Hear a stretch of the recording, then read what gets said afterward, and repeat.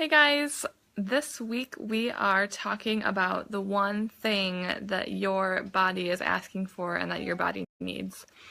So my name's Alyssa Cohen. I am a functional diagnostic health coach, and I help women who struggle with fatigue, weight they can't seem to lose, hormonal imbalance, irregular periods, and digestive issues, and I help them regain their energy, balance their hormones, have regular digestion. I really help them transform their lives by transforming their health. So I wanted to share with you a conversation that I had with my coach last week or 2 weeks ago, I guess. She was asking me, to tune into my body and what was I feeling, what was I needing. And I was like, my body is telling me that I need to rest. I just need some rest. And I had a headache that day and I was just feeling overwhelmed by everything. And we dove into that a little bit and I realized that I still am really afraid to not do anything and allow myself to rest. Because if I'm trying to create something and I rest and do nothing, how can I create something by doing nothing? And so it's really difficult for me to trust that if I do nothing, that I'm going to create the life that I want and achieve the goals that I have. But my coach reminded me of the seasons and that there's a season for everything. And so in fall and winter, trees and plants start to die and all the leaves fall and everything goes dormant. But we're not afraid that things won't come back in the spring and summer. We know that these plants are going to come back because that's how nature works and that's how it's been created, and that just because these plants hibernate, we're not afraid that they're not going to come back in the spring and summer. And I think the same can be said for our bodies, that there's a season for everything and that fall and winter is more of a time to kind of hibernate. Not that we need to hibernate all of fall and winter and do nothing all of fall and winter and things like that. But if we give ourselves, our bodies, a time to rest and recover, we can trust that after that rest and recovery, we will bloom again and have all the things that we want and desire, and we can still create what we want, but we have to have that season of rest in our lives. And then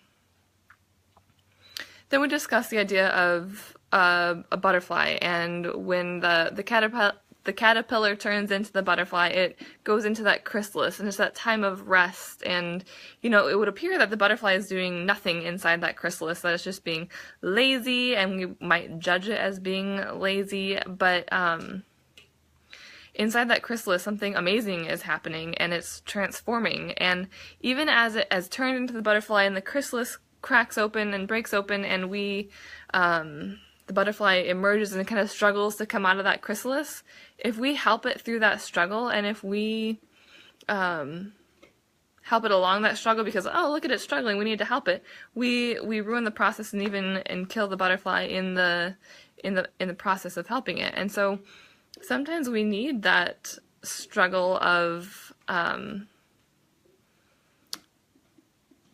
I guess we need to rest. We need to allow our bodies to rest, and we also, if there's a struggle in our lives, we need to figure out how to get through it with the support of others. But that struggle is our strength sometimes, and that's okay to be struggling and struggling. And so for me, this meant that I needed to take a step back and rest, which was so difficult for me. But fortunately, I had a little long weekend vacation coming up, and so my husband and I were going to Chicago. And I was like, okay, I'm not going to do anything, or I'm just going to check my emails and things like that. But when I got to the hotel, my internet didn't work. I couldn't get my computer to connect to the internet, so I didn't do anything related to work.